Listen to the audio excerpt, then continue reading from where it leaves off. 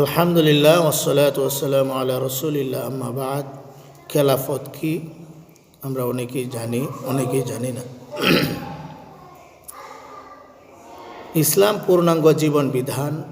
যেমনিভাবে সহি আকীদা ও বিশুদ্ধ আমল জরুরি, অনুরূপভাবে রাষ্ট্রনীতি ও সমাজনীতির ক্ষেত্রেও ইসলামী অনুশাসন মেনে চলা আবশ্যক।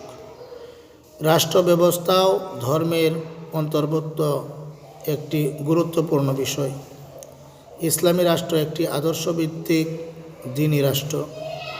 ইসলামী রাষ্ট্রের অন্যতম মূলনীতি হল এ বিশ্ব আল্লাহর এবং সৃষ্টিও তারই, কাজে শাসন ব্যবস্থা প্রণয়ন ও প্রবর্তনের অধিকারও তার।